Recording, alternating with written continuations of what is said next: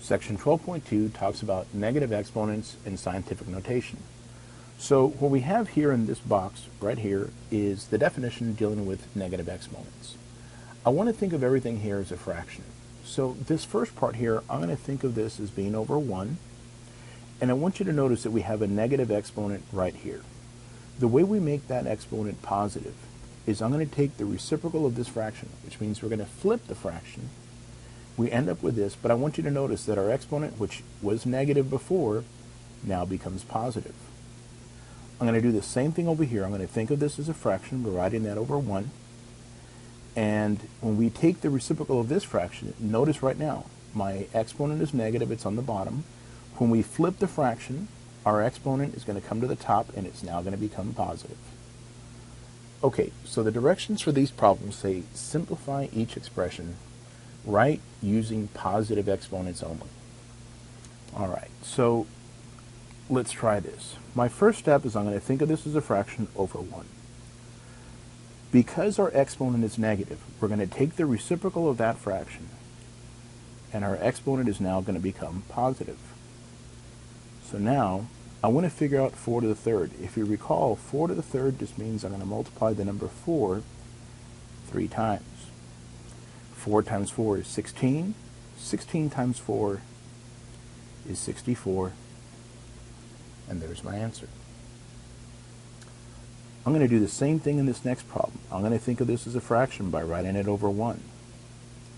Now, again, we're going to take the reciprocal. So that means we're going to flip our fraction. Our exponent is now going to become positive. And that's going to give me 1 over, remember 6 squared is 6 times 6. So that becomes 1 over 36. Okay, let me scroll down for the next ones. Okay, in this next problem here, the first thing I'm going to look at is, again, I'm going to think of this as a fraction over 1, but I want you to notice that the only part that has the negative exponent is the x. So I'm going to leave that 7 on the top because that 7 does not have a negative exponent. The x does, so that just gives us 7x to the third. Okay, for this next one here, we're going to take the reciprocal. That's going to give us p to the third over 1. But when you divide by 1, you just end up with the same thing, p to the third. In the next one here, again, we'll take the reciprocal. We're going to flip that fraction. That's going to give us q to the fifth over 1. But again, if you divide by 1, we just end up with q to the fifth. Let's scroll down to these next two here. If you notice in this problem right here, both those problems have negative exponents. Both top and the bottom, numerator and denominator, have negative exponents. So again, we're going to take the reciprocal. That's going to become q to the fourth over p to the fifth. So for this problem down here at the bottom, again, the only thing we're moving things that have negative exponents. So the first thing I want you to notice is if you look at the denominator, that does not have a negative exponent. So I'm going to leave that x down here at the bottom. I don't need to move it because it doesn't have a negative exponent. We're only moving those parts that do have negative exponents. Well, the top part of it does have a negative exponent, so that's going to come to the bottom. Now, if you recall, the number that's in front of our x squared here should be a 1, so that 1 is going to stay right there. Oops, I made a little mistake here, guys. Sorry about that. That should have been x squared. I wrote an x to the third. Okay, now we're going to multiply straight across. If we have an x and an x squared, there's our x to the third. And there's my answer. So let's check the next problems here, see if we can figure these out. All right, again, for this first problem here at the top, I'm only going to move those things that have negative exponents. This part doesn't have a negative exponent, so we're going to leave it alone. The bottom part does have a negative exponent, so it's going to come to the top. Now we end up with y to the fourth. Okay, for the next problem here, remember when we're multiplying two variables, we add the exponents, x to the 7th. On the bottom we have an x to the 3rd.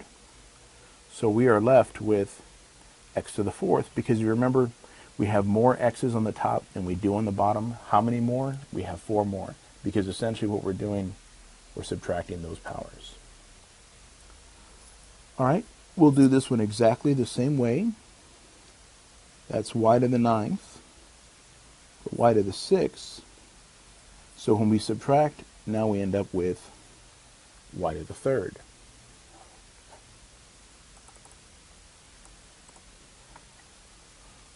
Okay, so for our next problem here, remember when we have a power raised to a power, we need to multiply those exponents.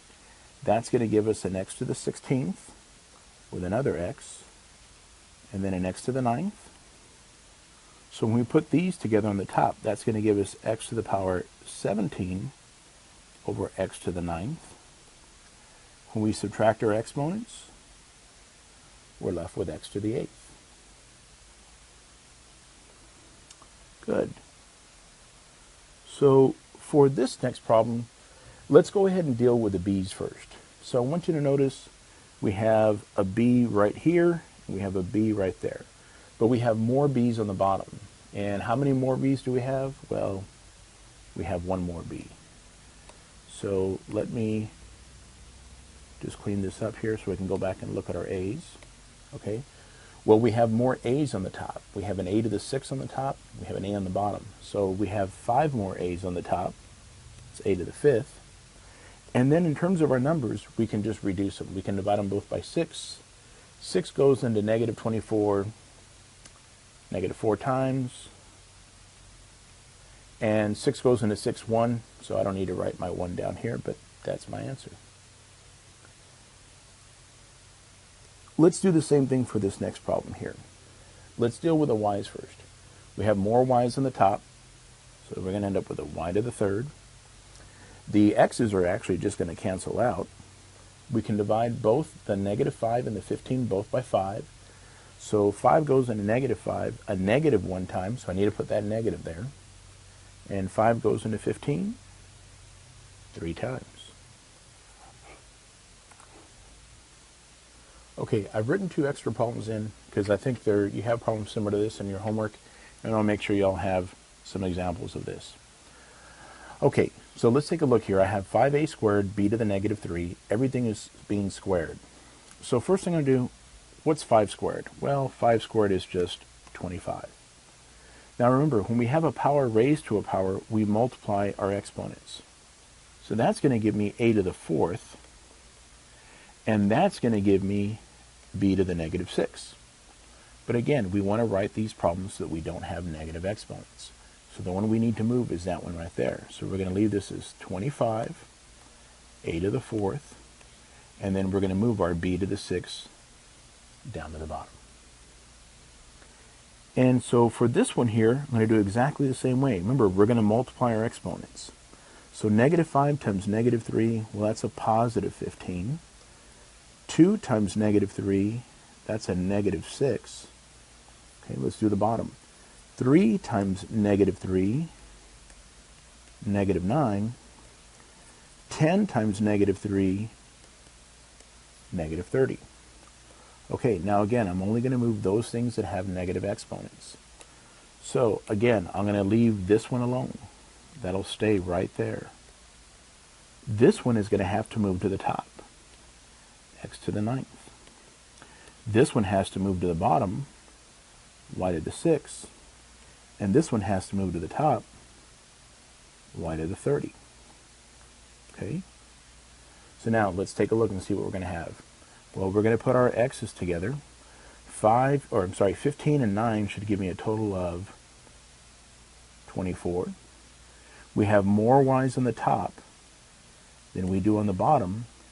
And it looks like we also have 24, so y to the 24th. And there's my final answer. Okay, so the next part of 12.2 talks about scientific notation. And in scientific notation, what we have here just says a positive number written in scientific notation If it's written as a product of a number a, where a is between 1 and 10, that's what this means right here. Oops. That's just telling me a is between 1 and 10, and integer power r of 10. Okay, so I'm going to explain what this means.